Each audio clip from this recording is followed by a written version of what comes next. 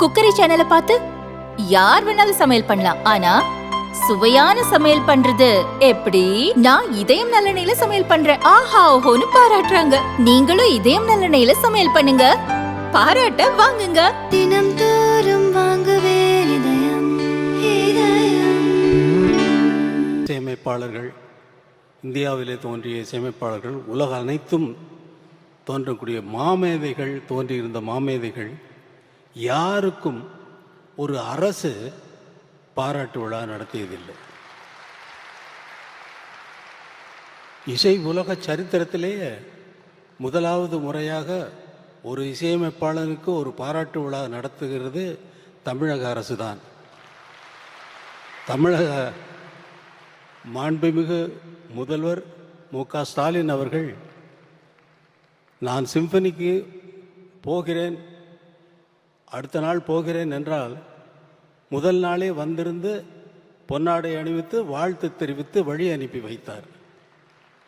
அதேபோல் அங்கே லண்டனிலே இசை அரங்கேற்றம் செய்துவிட்டு அடுத்த நாள் ஃப்ளைட்டில் உடனே நான் திரும்பி வரேன்.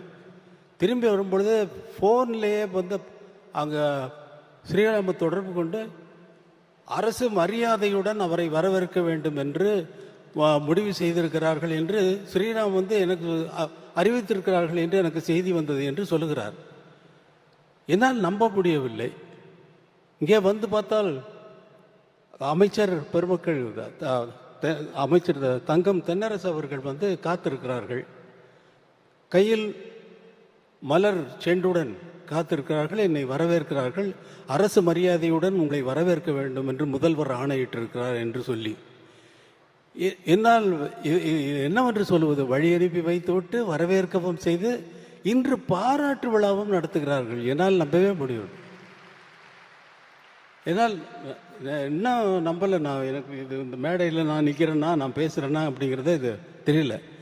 என்மேல் அவ்வளவு அன்பு வைப்பதற்கு என்ன காரணம்? இந்த இசைதானா? என்மேல் அவ்வளவு அன்பு, அப்பா வைத்த அன்பு, இசைஞானி என்பதே எனக்கு பேராகிவிட்டது. அவர் வெறுமனே வந்து காரைக்குடியில் நடந்த பாராட்டு விழாவில் எனக்கு அங்கே ஒரு பாராட்டு விழா நடந்தது. கலைஞர், முத்தமிழ் அறிஞர் கலைஞர் அவர்கள் தலைமை ஏற்று நடத்துகிறார் அந்த கூட்டத்தை. அதில் வந்தவர், நான் அறிந்த அளவில் மேடையில் அவர் சொன்ன வார்த்தையை நான் சொல்கிறேன்.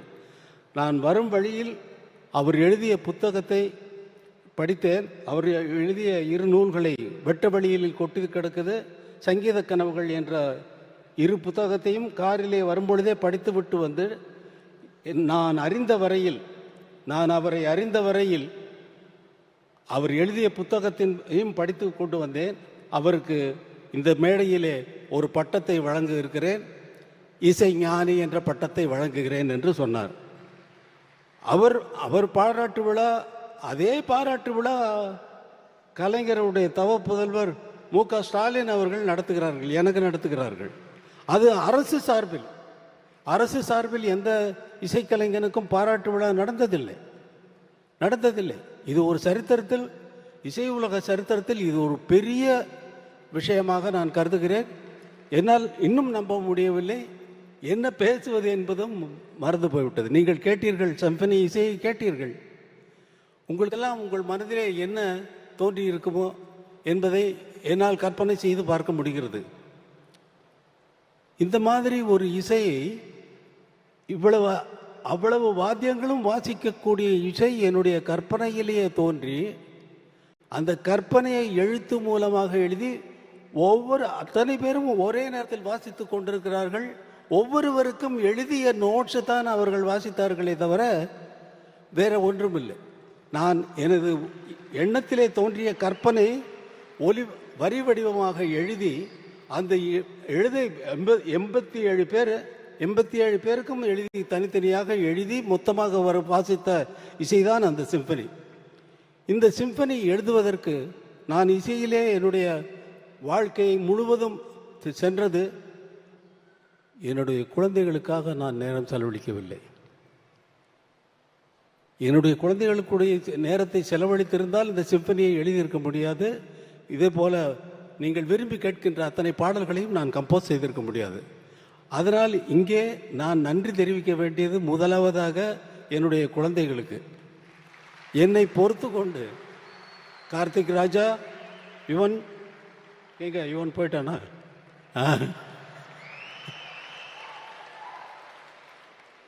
உங்கள் இருவருக்கும் நீங்கள் உங்களோட செலவழிக்க வேண்டிய நேரம் தான் அங்கே வந்து சிம்பனியாக இசையாக வெளியில் வந்திருக்கு. அதை வந்து நினச்சி நீங்கள் சந்தோஷப்படலாம். உங்களோட எங்கள் டாடி நீங்கள் எங்களுக்காக நேரம் செலவிடலைன்னு சொல்லி நீங்கள் இனிமேல் கம்ப்ளைண்ட் பண்ண போகிறதில்ல. இது உங்களுக்கும் வயசாகிடுச்சு, உங்கள் குழந்தைகள் வந்து உங்களுக்கு சொல்ல போகுது. அதை இந்த இசை எழுதும் பொழுது எனக்கு இருந்த அதாவது கட்டுப்பாடுகள், எனக்கு எந்த இக்கட்டான நிலைமைகள் என்ன என்றால், நான் ஒரு கிராமத்திலிருந்து வந்தவன், கிராமிய இசை சாயல் வரக்கூடாது. அதற்கப்புறம் திரைப்பட இசையில் எவ்வளவோ அமைத்திருக்கிறேன், அந்த சாயல் வரக்கூடாது. திரைப்படங்களில் வருகின்ற பேக்ரவுண்ட் மியூசிக்கினுடைய சாயலும் வரக்கூடாது. நான் ஒரு தமிழ்நாட்டை சேர்ந்தவன் என்ற அந்த அடையாளமும் வரக்கூடாது. நான் ஒரு இந்தியன் என்ற சாயலும் வரக்கூடாது. உலகத்தில் அத்தனை கம்போசர்களும் செய்த இசையை கேட்டிருந்தேன் அல்லவா, அதனுடைய தாக்கமும் வரக்கூடாது. அவர்களைப் போல் நான் எழுதிவிட்டேன் என்று யாரும் சொல்லக்கூடாது. இவ்வளவு கட்டுப்பாடுகள் இருந்ததை மீறி 35 நாட்களில் இந்த சிம்பனியை, நீங்கள் கேட்ட அந்த சிம்பனி உங்கள் மனதில் என்னென்ன உணர்வுகளை ஏற்படுத்தியது என்பது உங்களுக்கு நன்றாக தெரியும். எத்தனை பேர் அழுதிருப்பீர்கள் என்பது நன்றாக தெரியும். எனது சகோதரர் கமலஹாசன் அவர்கள் சொன்னார், கர்ச்சீஃப் கொண்டு வந்தான் என்று சொன்னார். அந்த கர்ச்சீஃப்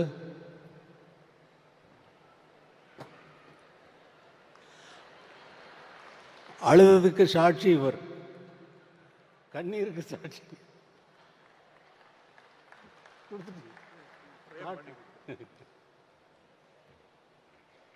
இது மாதிரி ஒரு விழா என் மனதில், அதாவது ஊன் மெழுகாய் உருகும் கரையும் அதில் உலகம் மறந்து போகும் என்று சொல்லுது நமது முதல்வர் அவர்கள் ஏற்பாடு செய்த இந்த பாராட்டு விழாவை. என்னுடைய போஸ்டர் எல்லாம் பார்க்குறப்பே எனக்கு மனசெல்லாம் ஒரே நிகழ்ச்சி. இந்த பாராட்டு விழாவுக்கும் நான் வந்து சம்மதிக்கிறவன் அல்ல. அவரை திரும்பி வந்தவுடனே வீட்டிற்கு சென்று அவரை கண்டால், அவர் சாதாரணமாக ஸ்டாலின் அவர்கள் கேட்டார், ஒரு பாராட்டு விழா நடத்தி விடலாமா அரசு சார்பில் அப்படின்னாரு. நீங்கள் நடத்துகிறதா இருந்தால் அதே சிம்பனி ஆர்கெஸ்ட்ரா இங்கே வந்து நம்ம மக்களுக்கு அதை காட்டுனா நல்லா இருக்கும் அப்படின்னு. அப்படியே பண்ணிடலாம். ரொம்ப சர்வசாதாரணமாக சொல்லிட்டாரு. இது ப்ராக்டிக்கலாக எவ்வளவு கஷ்டமான விஷயங்கிறது, 87 பேரை சேர்க்கறதுங்கிறது ரொம்ப கஷ்டமான விஷயம். அதில் ஸ்ரீராம் பட்ட அவஸ்தை, அந்த ஆர்கெஸ்ட்ரானுடைய இன்சார்ஜாக இருக்கக்கூடிய பீட்டர் இங்கே தான் இருப்பார், நான் பேசுகிறது கேட்டுட்டு இருப்பார். அவரை போட்டு படுத்தின பாட்டில் வந்து அவர் வந்து, அதுவும் அரசு சார்பில் வந்த அவர்கள், சண்முகம் அவர்கள், மற்ற அமைச்சர் பெருமக்கள் அனைவருமே அவங்களோட தொடர்பு கொண்டு அவங்களை வந்து எதுக்குமே இந்த ஒரு இது அவங்க போட்ட கண்டிஷன்ஸ் எல்லாம் இவங்க வந்து அது பண்ண இது பண்ண சொல்லி லாஸ்ட் மினிட் வரைக்கும் டார்ச்சர். அவங்க வந்து இங்கே இறங்கினது பெரிய சாதனை செய்த ஸ்ரீராம் அவர்களுக்கு நான் நன்றி சொல்கிறேன். ஸ்ரீராம் ப்ளீஸ் எந்திரிங்க. அவரால் தான் இதை சாதிக்க முடிந்தது. அதோடு இது எப்படி எனக்கு வார்த்தையே வரல, உங்களை நினச்சி ஊன் மெழுகாய் உருகும் கரையும் அதில் உலகம் மறந்து போகும் என்கிறது, நீங்கள் எதற்காக எனக்கு இந்த பாராட்டு விழாவை நடத்தினீர்கள் என்பது எனக்கு பிடிபடவே மாட்டேங்கிறது. எதற்காக என்பதில் சொல்லிவிட்டீர்கள், நீங்கள் சொல்லிவிட்டீர்கள், சாதாரணமாக சொல்லிவிட்டீர்கள். எனக்கு அந்த என்னால் முடியலை. இந்த மகிழ்ச்சி தான்.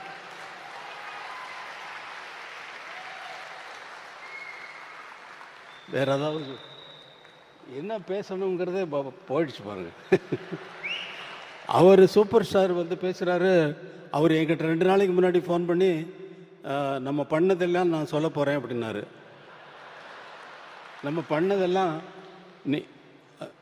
நீங்கள் எப்படி இங்கேருந்து மாறினீங்க, இந்த பெல் பாட்டம் போட்டுட்டு தொப்புளுக்கு மேலே பெல்ட்டு போட்டு கட்டிட்டு நல்ல கிராப் போட்டுட்டு அதில் கையில் பட்டையாக ஒரு வாட்ச் வந்து போட்டுட்டு பண்ணிவிட்டு ஒரு அரபா சொல்லவா சொல்லிடவா,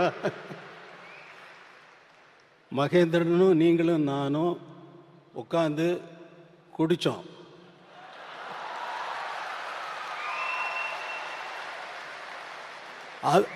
ஸ்டுடியோவில் வந்து சொல்கிறாரு, அவர் சொல்கிறாரு, என்கிட்ட சொல்கிறாரு, குடித்தோம் ஞாபகம் இருக்கா உங்களுக்கு? அப்புறம் இல்லை நீங்கள் ஒரு அரை பாட்டில் பீரை குடிச்சிட்டு ஆட்டம் இருக்கு பாருங்க அப்படின்னாரு. அதை சொல்ல போகிறேன்னு, நீங்கள் என்ன வேணாலும் சொல்லிக்கோங்க, அதை பற்றி எனக்கு கவலை இல்லை.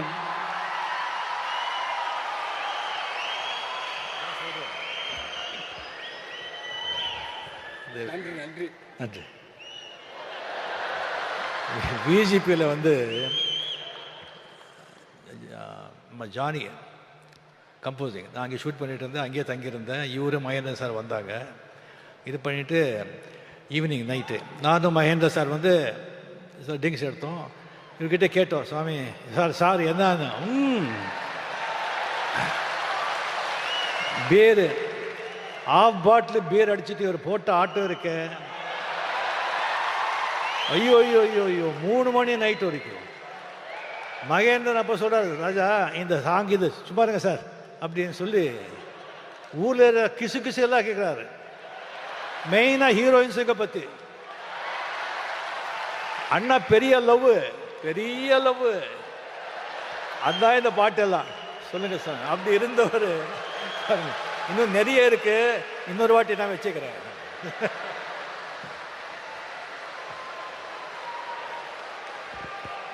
அப்புறம் சமய சந்தர்ப்பத்தில் இல்லாததெல்லாம் அடிச்சு விட்டு போறாரு.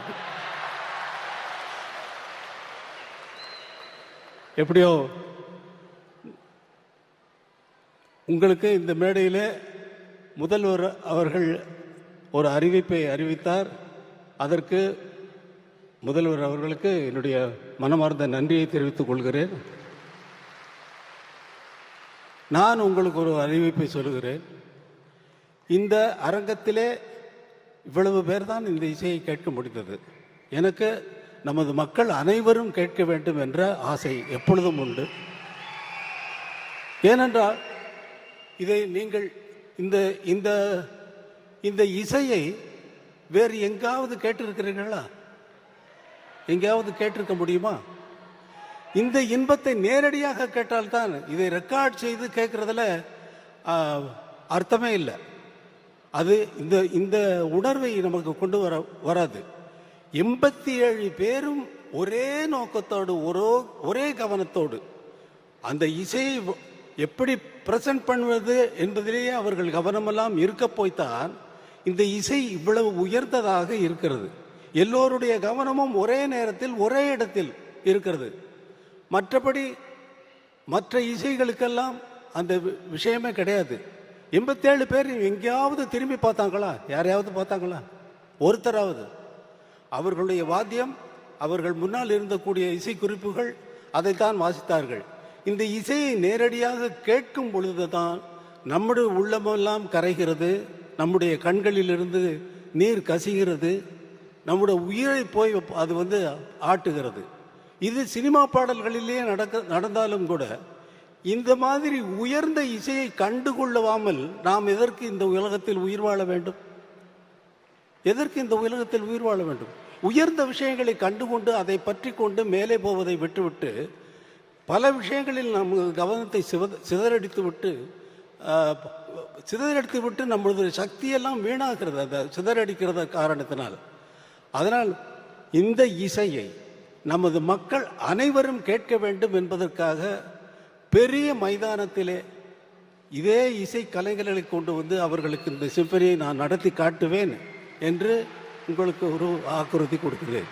அதற்கு தமிழக முதல்வர் என்னென்ன உதவிகள் எனக்கு தேவையோ அதையெல்லாம் செய்து கொடுப்பார் என்ற நம்பிக்கையில் நான் சொல்லிவிட்டேன். அவரிடம் கேட்கவில்லை.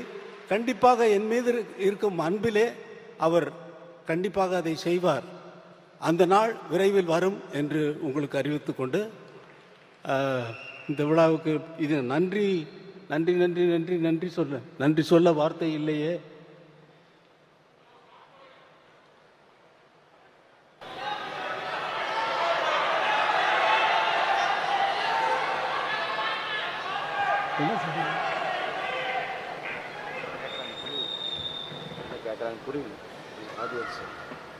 புரியல எனக்கு.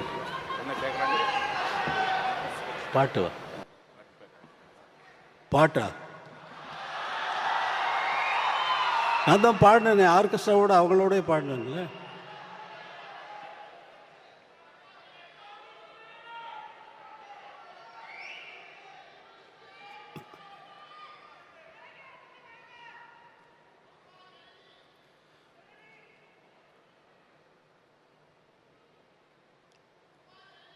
அம்மா ஜனனி,